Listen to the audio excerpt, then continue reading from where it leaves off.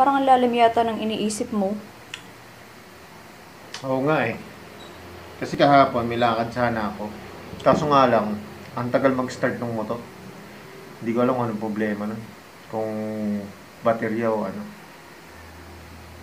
Kaya ngayon mga guys, napagplanuhan ko na, napag-isipan ko na, bumili na ako ng Extreme motorcycle battery. Mga guys, ito na yung binili kong Extreme motorcycle battery. Okay naman siya, packaging niya, yung normal din na box ng motorcycle battery. Ngayon, bubuksan na natin siya. Yan mga guys, ito siya. Bubuksan natin. Siyempre, meron siya nung pangkabit dun sa wire. Para dito. Tapos yan. Oy! Ito ang ebidensya. Ito ang tinatago natin para hindi malaman kung anong presyo. Pero i-reveal ko na. Tada! Bale mga guys, ang bili ko talaga dito, 830. Eh, ang benta nila doon ay 850. Nakatawad lang ako ng 20 pesos. Pero okay na rin yan. At least, may discount pa rin kahit pa paano. Tapos, ito yung battery. Yan. Extreme. Yan. Nakaano pa siya, yung plastic wrap niya. Tapos dito, meron siyang, precaution. Yan. Alam naman natin yung mga precaution na yan. No? Siya mga guys, meron siyang, precaution. Shield eyes, yan. Yan. No sparks, flames, smoking. Bawal siya yung may mga naninigarilyo, malapit na apoy, ganyan. Tapos siya may sulfuric acid. Kaya dapat kailangan magugas tayo ng kamay after natin magkabit nito. Tapos siya, flash your eyes immediately with the water. Yung lang to, pagka kunyari meron kang, napuwing ka dun sa gawa nung sa baterya o ano man, dapat ugasan mo. Tapos yan yung warning niya. Yung sa taas niya na portion. Yan naman nakasulat. Pero nakalagay dito please be installed by trained professionals. Eh syempre, marunong lang tayo sa motor pero hindi naman tayo professional. Pero syempre, baterya lang. Kakayanin na natin to. Yan. Tapos, gagamitin ko nga pala to sa Wave Alpha. Kaya ang kailangan natin, 5L. Kasi ang sukat ng Wave Alpha na battery, 5L. Depende sa motor. Kasi yung ibang motor, minsan nasa 3L, gano'n. Depende kung anong gamit mo.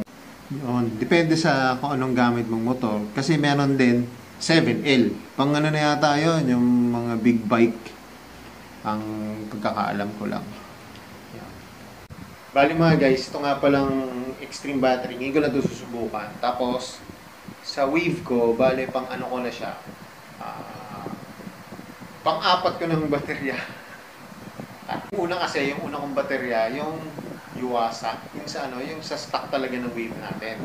Tapos yung sumunod, kasi nagka-problema rin ako sa baterya kong yan, simula na ng-pandemic, hindi ko siya na-start ng mga almost 2 weeks.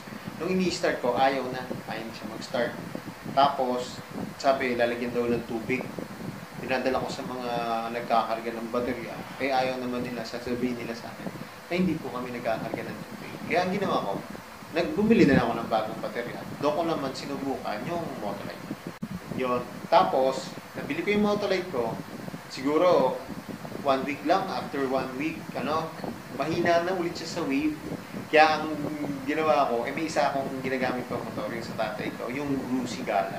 Doon ko siya kinabit. Parang doon siya compatible. Kaya, hindi, pwede ko rin i-suggest yung mga nag-Grusi na mga automatic. Pwede nyo gamitin yung Motolite, parang sila yung compatible. Tapos, sumunod na yung Dayway. Yung Dayway yun, maganda sa akin. Compatible siya sa Wave natin. Siguro nagamit ko rin siya ng 2 years. Ito na nga yung sa susunod kong vlog. Abangan nyo doon ko siya, doon yung makikita na i-install ko itong Extreme battery natin. Tapos yun, pagka-install ko nito, pagkatapos itong vlog ko nito na in-unbox ko siya, doon ko i-install yung Extreme. Guys, na-unbox ko na yung Extreme. Ito na. Kita nyo na rin yung price niya. Maganda rin ang price nito kasi hindi siya mahal, hindi siya nasa yung nasa middle siya na price. Hindi siya mahal, hindi siya mura. Kaya tingin ko tatagal-tagal to. Tapos yun, pagka na-install ko dun sa siyempre mga guys, Manny Pacquiao ba naman, i-endorse ba naman to? Malamang to, tatagal to. May kamahalan siya, pero malamang tatagal to. Hanggang dito na lang. Please like and subscribe my YouTube channel. Saka abangan nyo yung pagkakapag nito sa motor ko na Wave. Salamat sa panonood. God bless. Ingat palagi. Ride safe always. Bye-bye. Salamat sa panonood sa review ko. Bye-bye.